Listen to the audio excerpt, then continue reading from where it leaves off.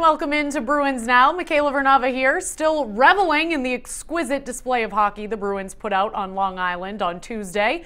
The Bees blanked the Islanders 5-zip. Bruce Cassidy saying it may have been the most complete game his team's turned out in his 2-year tenure behind the Bruins bench.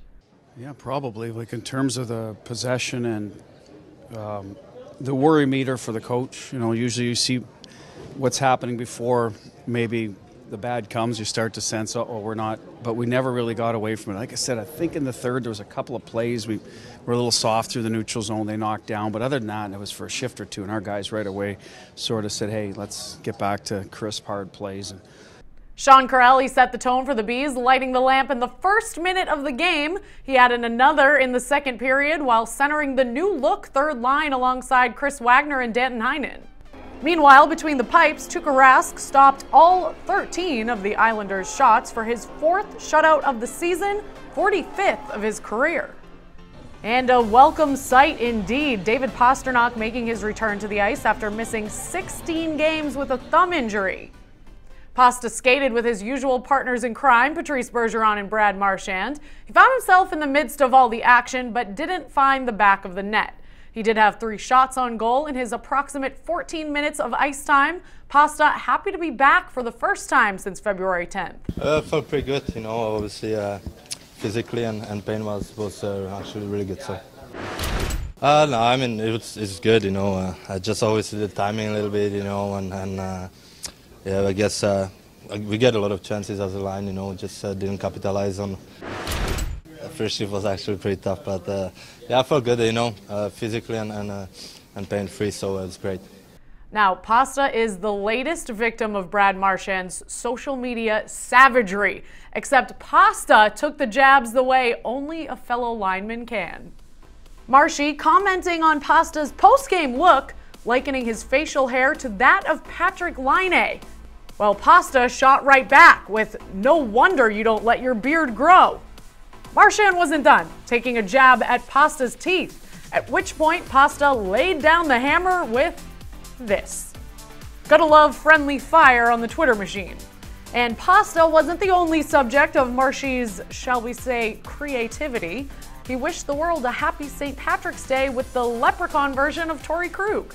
Hopefully they found the little fella's pot of gold. Something tells me Marchand was probably doing this around his room after sending out those tweets. Marshy nailing the notorious strut after scoring in front of Conor McGregor, who was in the building on St. Patrick's Day Eve. The UFC superstar dropped the ceremonial first puck, summoning the luck of the Irish. No wonder the Bees managed to win the overtime thriller after receiving a pep talk like this. What's up, Boston Bruins? Yes! When I say Boston, you say strong. Boston! Strong! Boston! Strong! Boston! Strong! Yes! Remember, nothing heroic gets done without support, without unity. We must back each other. We must support each other. Before you go out, look left, look right. Know that these people that are with you are your brothers. These are the people you need to fight for. Fight until victory. Boys, I wish you the best. Let's go, Boston Bruins. And Connor sending out a notorious post-game tweet. Still unbeaten in Boston, just like the Bostonians themselves. Boston strong, baby.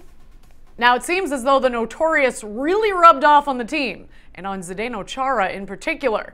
The Bruins captain joked about a hypothetical bout in the octagon after McGregor's visit on Saturday, and then he dropped the gloves just a few days later. At 42 years old, the 6'9" Chara has still got it, and that's something Islanders forward Matt Martin learned the hard way. I mean, if you're going to engage with the big man, you've got to expect to take big punches. And Martin took several before crashing to the ice. Seriously, how much would Dana White love to get Zdeno Chara in the cage? Martin's consolation prize was some words of respect from the Bruins veteran. I respect him. He's obviously been in the league for a long time. He's tough as nails. He's doing his job for his team.